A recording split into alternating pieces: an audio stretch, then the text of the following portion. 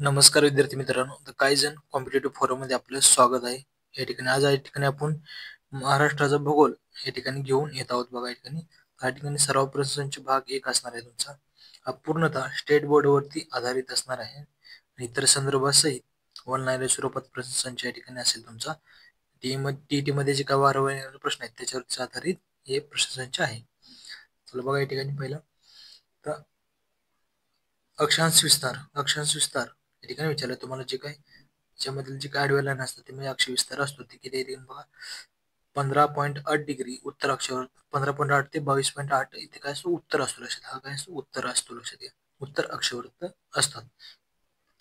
रेखांश विस्तार बघा या ठिकाणी तर 22.72.6 ते 80.9 किती असतात पूर्व रेखावर कसलं असतात पूर्व पश्चिम तुम्हाला काही ठिकाणी ते फसवू शकतात. या ठिकाणी बघा 72.6 80.9 लक्षात घ्या.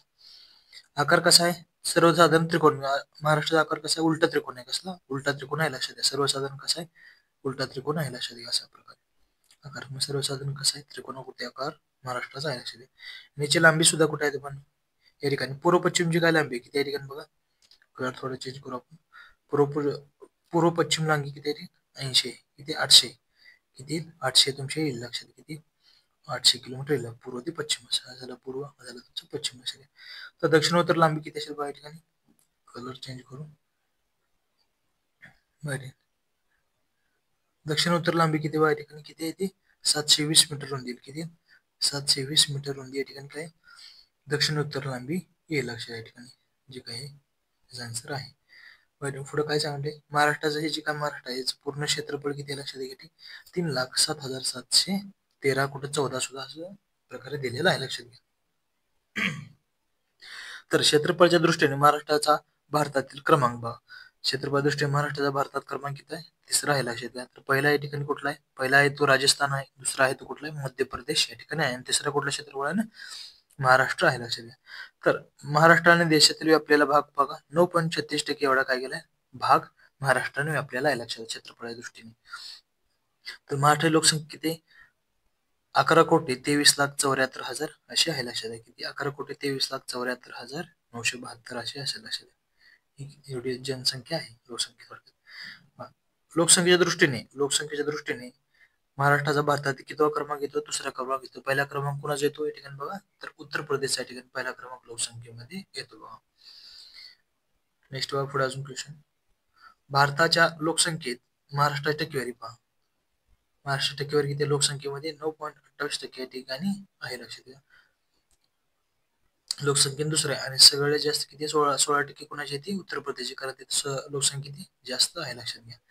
तर महाराष्ट्राची राजधानी कोणत्या ठिकाणी मुंबई येते लक्षात घ्या आणि उपराजधानी म्हटलं तर कुठली नागपूरला येईल लक्षात घ्या. तर महाराष्ट्राचे प्रशासकीय महसूल विभाग कोणते येतात किती येतात 6 येतात लक्षात घ्या. टोटली किती येतात 6 या ठिकाणी येतात लक्षात घ्या. तर टोटली 6 कोणते कोणते येतात ते पुढे पहा ठिकाणी मांडलेले प्रशासकीय विभाग येतात कुठले येतात या ठिकाणी कोकण येतं पुणे येतं नंतर कुठलं येतं तुमच्या ठिकाणी नाशिक येतं नंतर कुठलं छत्रपती संभाजीनगर अमरावती आणि नागपूर असे 6 विभाग येतात लक्षात या ठिकाणी. आणि ठिकाणी हे जे काय तुमचे प्रादेशिक विभाग आहेत लक्षात कुठले प्रादेशिक विभाग असणार आहेत लक्षात घ्या. कोणचं कोकण देश जे काय पश्चिम महाराष्ट्रात खानदेश मध्ये वर्षी 3 जिल्हे येतात मराठवाड्यामध्ये टोटली किती येतात 8 जिल्हे आणि विदर्भमध्ये टोटली 11 जिल्हे येतात. अमरावती आणि कोणचा नागपूर विभाग असे म्हणून तुमचा विदर्भ या ठिकाणी तयार होतोच म्हणून प्रादेशिक विभाग किती मानले जातात 5 मानले जातात लक्षात घ्या. लक्षात पुढे पाठी महाराष्ट्रातील जिल्हे आणि या ठिकाणी तालुके तुम्हाला विचारले. महाराष्ट्रात किती 36 जिल्हे आहेत लक्षात घ्या. आता तालुके किती 355 या ठिकाणी तालुके आहेत लक्षात 355 प्लस 3 या ठिकाणी सुद्धा असं 358 सुद्धा येतील म्हणजे कुठला मुंबई उपनगर मधले जे आहेत अंधेरी बोरिवली कुर्ला हे सुद्धा 3 तालुके धरले महाराष्ट्रातील 358 या ठिकाणी तालुक्याची संख्या होती. किती होती 300. मुंबई उपनगरमध्ये कुठले अंधेरी बोरिवली कुर्ला हे 3 तालुके धरले तर महाराष्ट्रातील तालुक्याची संख्या किती 358 अशी होती लक्षात. फक्त प्रशासकीय सोयीनुसार आढळल्यास एकूण तालुक्यामध्ये गणला जात नाही लक्षात घ्या. प्रशासकीय सोयीनुसार ते तालुक्यामध्ये गणले जात नाहीत तसे बळले 355 प्लस 358 असे होऊ शकतात. महाराष्ट्रातील जिल्हा परिषद पंचायत समित्या बघितल्या जिल्हा परिषद पंचायत समित्या 34 जिल्हा परिषद आहेत. 36 जिल्हे असताना असं का तर मुंबई शहर आणि मुंबई पूर्ण तर 100% शहरी आहे त्यामुळे तिथे जिल्हा परिषद नाहीत. इतर या ठिकाणी काय जिल्हा परिषद तुम्हाला पाहायला मिळतील. पुढे पहा या ठिकाणी 351 पंचायत समिती किती आहेत? पंचायत समिती पहा 351 या ठिकाणी काय पंचायत समिती आहेत लक्षात घ्या. 34 जिल्हा परिषद आणि 351 काही ठिकाणी पंचायत समित्या पाहायला मिळतील तुम्हाला. पुढे पहा महाराष्ट्रातील एकूण कृषी हवामान किती आहेत? ठिकाणी किती आहेत? 9 कृषी हवामान विभाग आहेत लक्षात घ्या. तर महाराष्ट्राच्या अतिपूर्वेकडे जिल्हा कुठला? अतिपूर्वेकडे कुठला आहे? गडचिरोली जिल्हा येईल लक्षात घ्या. तुम्ही नकाशा जर जॉग्राफी ज्याला पैकीच्या पैकी मार्क घ्यायचे त्यांनी चांगल्या प्रकारे नकाशा आलाच पाहिजे. ते नकाशा थोडक्यात काढून बघा.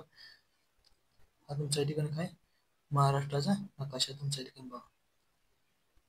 महाराष्ट्र नकाशा हा जर तुमचा विभाग येईल, हा कोणचा इथे तुमचा हा गडचिरोली इथे तुमचा इथे भंडारा येतो.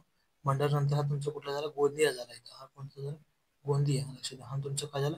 हा गडचिरोली खालचा आहे. हा जो भाग आहे बरं, हा भाग तुमचा काय अतिपूर्वेकडे कुठला आहे तुमचा? हे बघा अतिपूर्वेकडे कुठला आहे तुमचा? हा कुठला? गडचिरोली लक्षात. कुठला? गडचिरोली हे लक्षात. गडचिरोली जिल्हा हे लक्षात. पुढे अति दक्षिणेकडे जिल्हा कुठला? अति दक्षिणेकडे कुठला आहे? सिंधुदुर्ग लक्षात. हा ठिकाण तुम्हाला इथं सिंधुदुर्ग ठिकाणी पाहायला मिळेल लक्षात. हा भाग आहे तो कुठला तुमचा? अति दक्षिणेकडील म्हणजे तुमचा ठिकाणी सिंधुदुर्ग तुम्हाला या ठिकाणी पाहायला मिळेल लक्षात. सिंधुदुर्ग असं तुम्हाला या ठिकाणी पाहायला मिळेल लक्षात. ज्याला जॉग्राफीला पैकी मार्ग आहे त्यांचे जॉग्राफी ह्याच्यावरती मॅपवरती कमांड पाहिजे की उत्तरे दक्षिणेकडे असं कुठल्या प्रकारे कुठे येतात काय येतात तुम्हाला माहितीच पाहिजे. पाहिजे. महाराष्ट्राच्या अति उत्तरेकडील जिल्हा कोणता येतो? तुम्ही नंदुरबार. जसं त्या प्रकारे सांगितलं त्याप्रमाणे राज्यातील एकूण लागवडीखालील क्षेत्रापैकी जलसिंचनाचे क्षेत्र किती? तर 17 किती 90%. 17.90% किती जलसिंचनाचे क्षेत्र. तर राज्यात लाभलेली समुद्र किनारपट्टी किती? तर 720 किती ठिकाणी समुद्र किनारपट्टी. सर्वात जास्त कुठे आहे? रत्नागिरीला आहे लक्षात. पुढं महाराष्ट्र सर्वाधिक समुद्र किनारा लाभलेला कुठला? रत्नागिरी आहे. किती? 237 किलोमीटर लांबी कशाची? रत्नागिरीची आहे लक्षात. पुढे महाराष्ट्रातील पहिला पर्यटन जिल्हा कुठला आहे? सिंधुदुर्ग लक्षात घ्या. सिंधुदुर्ग. दुसरा पर्यटन जिल्हा कुठला आहे? छत्रपती संभाजीनगर कुठे आहे? औरंगाबाद मध्ये पहिले नाव होतं लक्षात. तिसरा पर्यटन जिल्हा कुठला आहे? त्यामुळे तुमचा नागपूर विभाग असणार आहे. म्हणजे नागपूर जिल्हा आहे. काय? नागपूर जिल्हा आहे लक्षात घ्या.